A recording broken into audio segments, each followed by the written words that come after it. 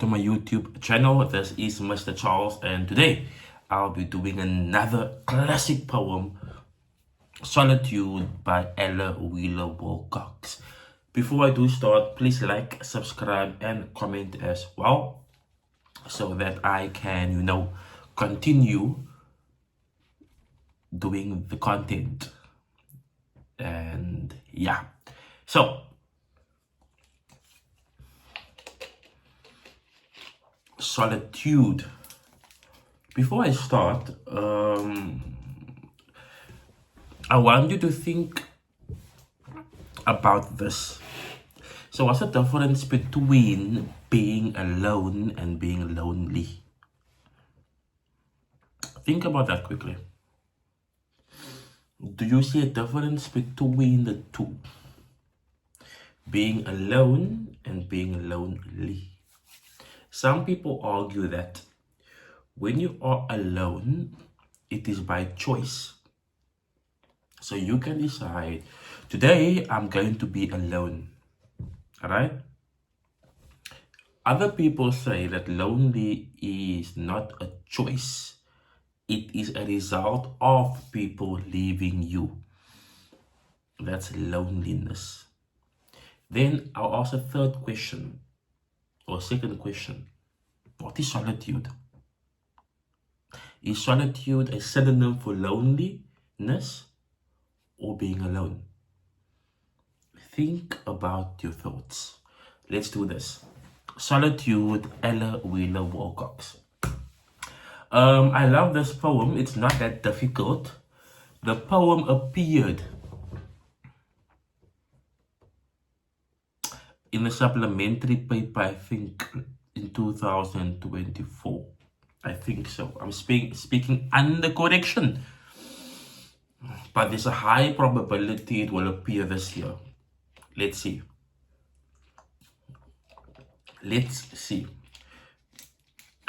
Okay, so why this poem in particular?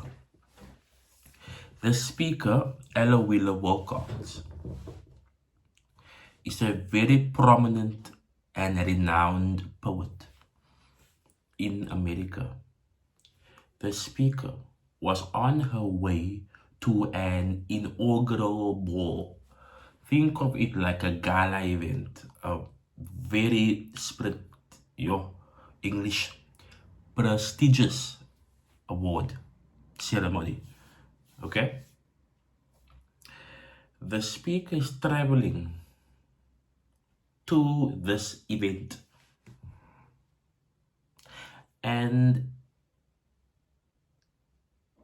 during that moment the speaker realizes something. A lady on the opposite side of her is grieving and crying, and this lady is dressed in black. And Ella Wheeler Wilcox, instinctively went to the lady and asked the lady, "What is wrong, my dear? Why are you crying? Why are you alone?" And the lady responded by saying, "I lost my husband and now I am in solitude." The speaker did not enjoy the event at all, because this imagery of her being alone, dressed in black, continued to play with her mind throughout the event.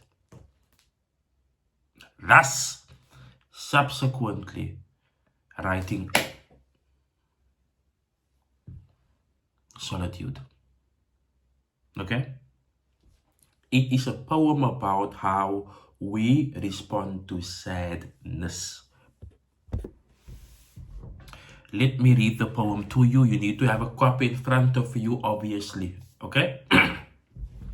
Laugh and the world laughs with you. Weep and you weep alone. For the sad old earth must borrow its mirth, but has enough trouble of its own. Sigh and the hills will answer. Sing and the hills will answer. Sigh it is lost on the air. The echo's bound to a joyful sound, but shrinks from voicing care. Rejoice and men will seek you, grieve and they turn and go. They want full measure of all your pleasure, but they do not need your woe. Be glad in your friends are many, be sad and you lose them all. There are none who decline your nectared wine, but alone you must drink life's gall. Feast and your walls are crowded, fast and the world goes by. Succeed and give, it helps you live, but no man can help you die. There is a room in the walls of pleasure for a long and lonely train, but one by one we must all file on through the narrow house of pain. Classic, classic, classic, classic. The first thing you know, you will notice that there is a meter or a rhythm to the poem. Okay? And I see this poem as very paradoxical. So for example, the speaker will say one line, and the second line will be a contrast to the first line. Okay? And that is what I mean by a paradox. So look at line 1 and 2 in particular. Laugh and the world will laugh with you. Weep and you weep alone. So we have laugh and weep. Okay, these are contrasting words. These are paradoxical words. Different meaning. And by the way, this is the pattern throughout the poem. The speaker will say something and provide a contrast or a paradox in the next line. Throughout the poem, it is a paradoxical poem, and it is about how do we respond to sadness, how do we respond to people who are in solitude. Okay, so think about the title, think about the meaning of the title, think about the difference between being alone and lonely, and think about solitude. What does it mean?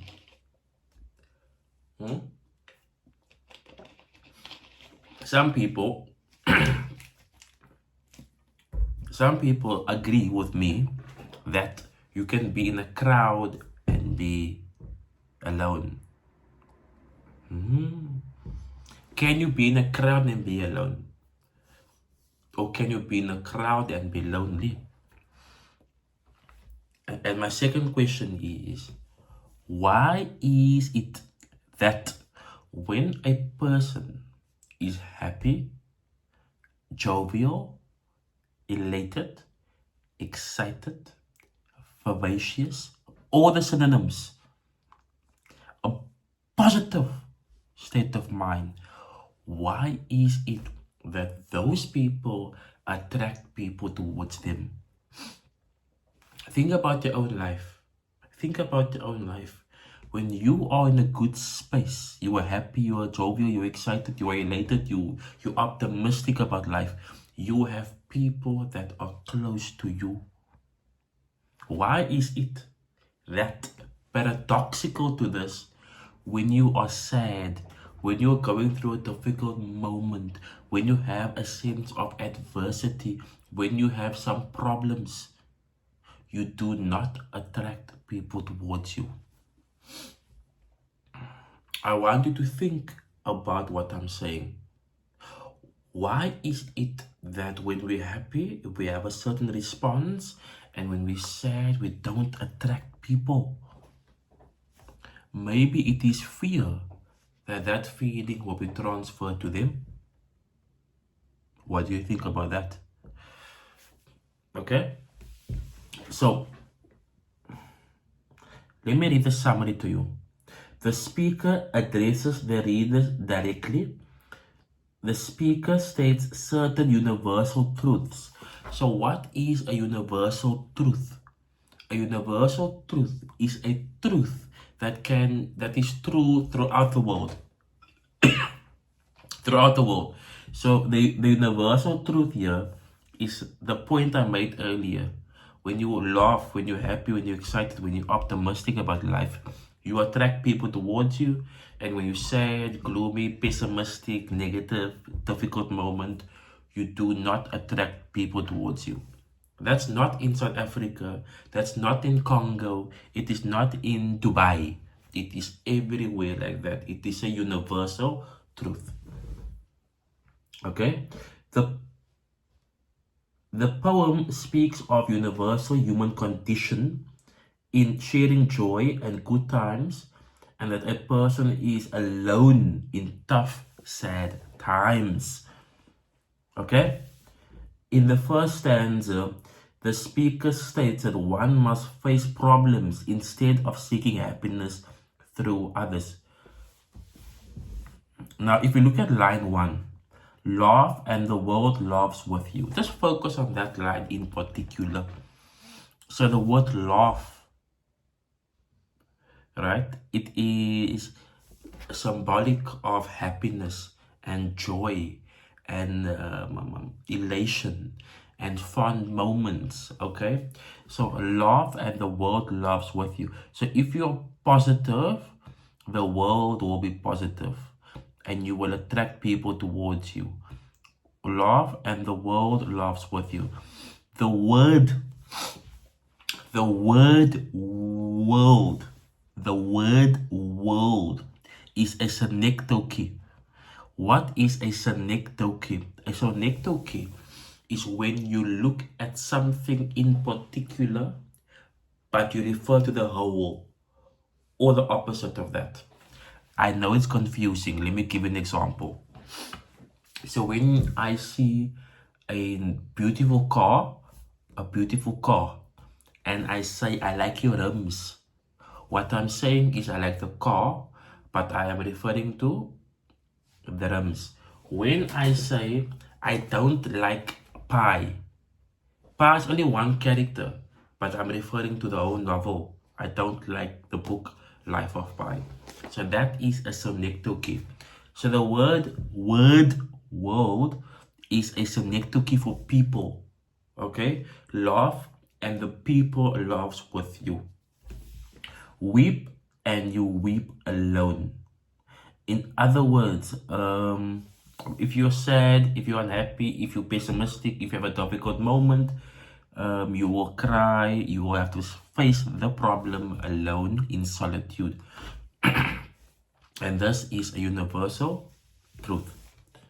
For the sad old earth must borrow its mirth, but has enough trouble of its own. So I asked this question, and maybe you guys can give me an answer. Do you think earth is more happy or more sad, holistically? Give me a percentage. If you say 50-50, you are very optimistic.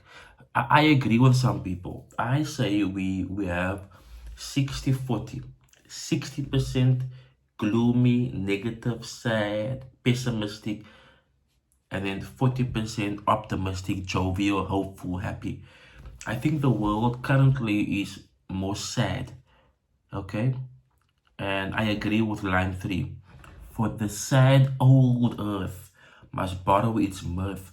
Mirth is happiness. So earth is so sad, it must borrow happiness from somewhere else. Earth is being personified to borrow, given its current state, being sad, being gloomy, being pessimistic, and negative as well. Okay? Line 4, but has enough trouble of its own.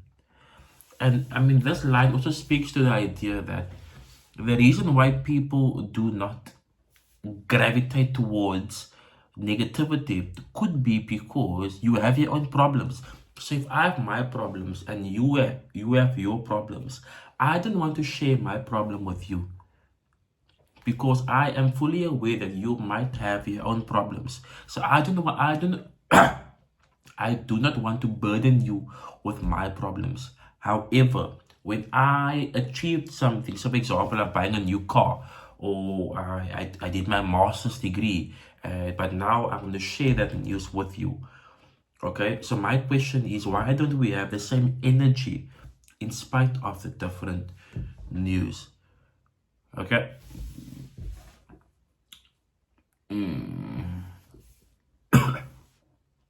Sorry, man, I'm recovering from the flu. So look at line 5. Sing and the hills will answer, sigh, it is lost on the air. This is synonymous to line 1 and 2. Sing and the hills will answer. So sing will be symbolic of a celebration. Okay, a jovial sound. The hills will answer. People will respond to you. People will gravitate towards you. People will come towards you. So sing and the hills will answer. Okay, so it is synonymous to line 1 and 2. Sigh, it is lost on the air. So sigh would be to go into a melancholic state. Sigh, symbolic of sadness, and it is lost. In other words, people will not respond to you. People will not have the same response towards you. Okay, then the echoes bound to a joyful sound but shrink from voicing care. Again, this too is synonymous with line 1 and line 2. So grade 12s, you will notice a pattern here, and the pattern has been determined in line 1 and 2. If you understand line 1 and 2, you understand 90% of the poem.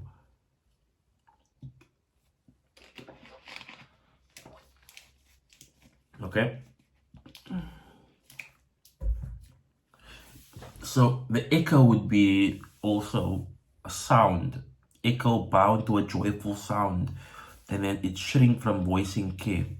Again, synonymous with line 1 and 2. I'm going to repeat myself a lot here. Look at line 9. Rejoice and men will seek you, grieve and they turn and go. Shoo. So the speaker presents another 5 statements that outline that the world at large reacts positively and negatively. The first line says that if you rejoice, then others will seek you. So in other words, ladies or women that are happy and jovial and elated and optimistic about life, men will want to spend time with you. They will seek you because they are intrigued by your optimism. Okay, but line 10, grieve and they turn and go. So this is synonymous with line 1 and 2. Weep and you weep alone, grieve and they turn and go.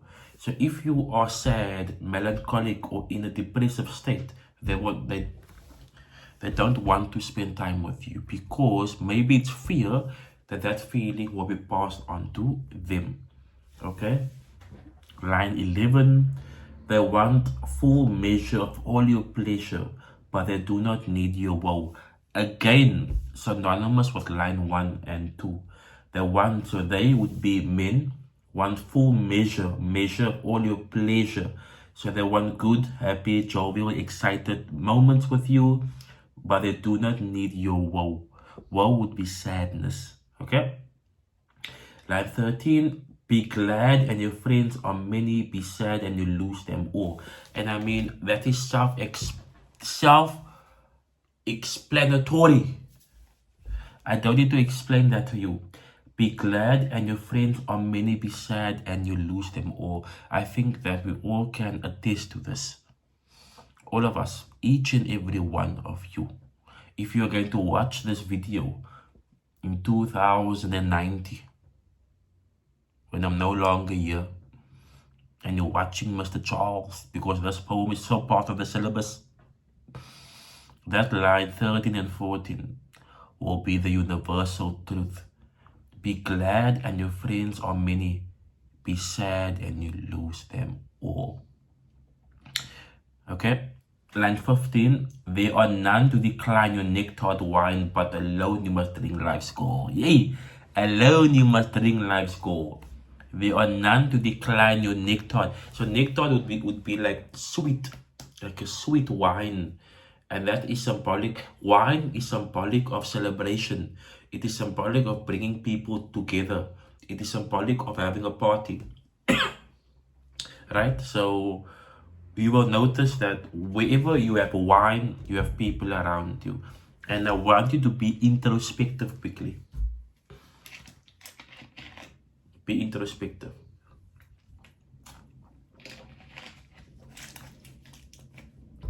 When you have wine, you will notice there will be people around you. I don't know if they have a sense within them, but when you buy wine or when you open the fridge, it's like there's an alarm going off, and all of a sudden there's a knock on the door, and then they can feel that you are going to consume alcohol.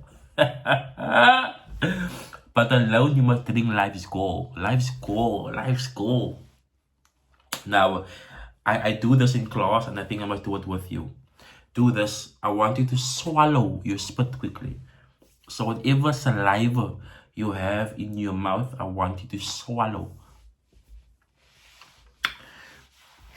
Do you taste that? How does it taste? Bitter? Naar? How do you feel? How do you feel?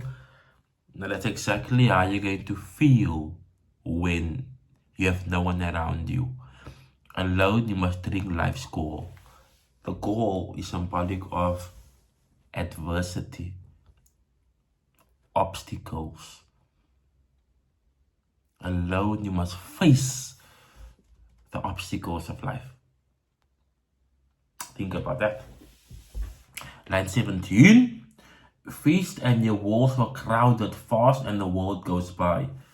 So feast would be symbolic of people coming together, of a celebration, and your walls are crowded. Isn't that true? Christmas, Eid. What do? We have people with us. Celebration. It's a celebration. Celebration. It's a celebration. It's a celebration. But look at line 18. Fast and the world goes by. And fast here is not referring to a religious fast, but it is referring to being deprived or lacking. So when you're deprived or when you're lacking, the world goes by. The world goes by.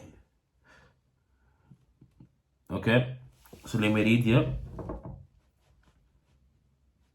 It says here, fast is private. People may not be aware that you are fasting. Therefore, the whole world would not take notice or join you. That is true. I do concur with that. Many people might not know you're going through a difficult moment in your life. So, for example, there might be some sense of adversity currently in your life. You might experience a difficult moment and you ask yourself a question: why is no one helping me? Maybe it's because you are displaying a facade, or you're putting on a mask that is trying to hide your vulnerability so that people will not be able to help you. And I find it really confusing because some people want assistance, yet they put up a mask. And then, you understand what I'm saying here, right? So the world might not notice that you are going through a difficult moment. But the problem is that when you display vulnerability to the world, it is a sign of weakness, and people can use that against you on the flip side. That's the unfortunate part. Okay? So life's goal could be sadness, it could be poverty, it could be loneliness, all things that make us bitter. Okay? All things that make us bitter. What am I doing now? So, line 20. Yeah. Succeed and give, it helps you live, but no man can help you die. The speaker refers to life and death and the way humans deal with pain. If you are successful and give generously to others, you live a good life. And I think that is true to an extent. If you give to people, and I'm not referring to materialism here, I'm referring to knowledge. For example, I'm doing this. I'm doing YouTube. I'm doing a video, right, for you guys. And I feel good because now I'm able to assist and help a grade 12 learner. Maybe this learner, this video is going to help you pass, and subsequently you'll be given admission to your preferred university. Okay? And I know that I played 1%, a 1% contribution in that journey. So now I feel good. I feel very good. And that helps me live. Do you understand? It helps me live. I feel good. So I'm not giving materialism, but I'm giving knowledge and wisdom and hope and excitement and joyful. Or rather, that's the intention. So when people give, it helps them live. Okay?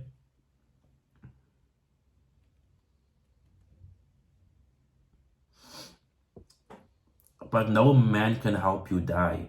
The poet states that literally we all go through the process of death alone, but also implies that withdrawing from others is a metaphorical death. I want to speak about this. When you withdraw yourself from a crowd, you are dying metaphorically. It's called a metaphorical death. We have a literal death, as you know, and then we have this figurative, symbolic, metaphorical death. And that is when you are in solitude, when you're alone and you're facing difficulty. Okay? Line 21, 22, I think. Yeah. There is a room in the halls of pleasure for a long and lonely train, but one by one we must all file on through the narrow hours of pain. So the walls of pleasure would be obviously the walls of joy and happiness. And I want to explain this quickly to you. For a long and lonely train. So within a township, I'm doing 27 minutes. Do me a favor. If you are from a township, in particular in the Cape Flats, Cape Town, and elsewhere in South Africa, I want you to look at a group of teenagers. Look at a group of teenagers.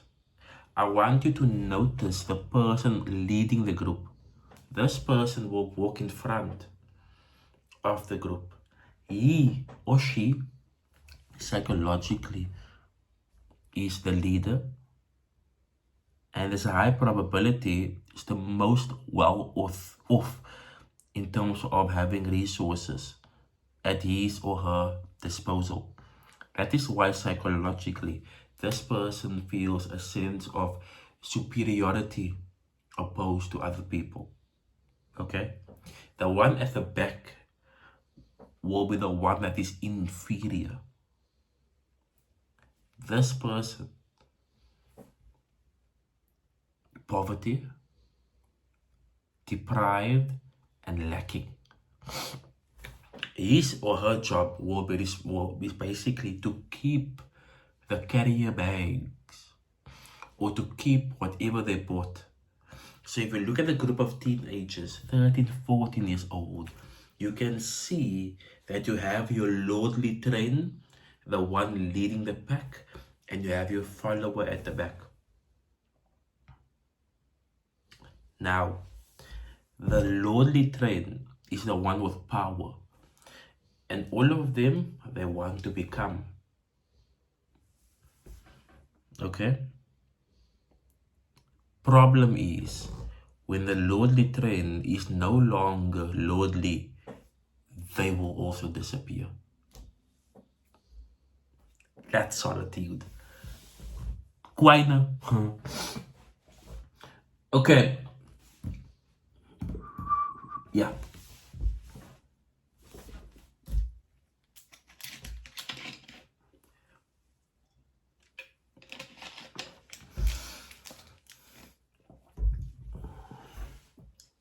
Okay. Happiness is metaphorically compared to a house with big rooms. that can hold many guests, where people enjoy having parties, while the pain, okay, so,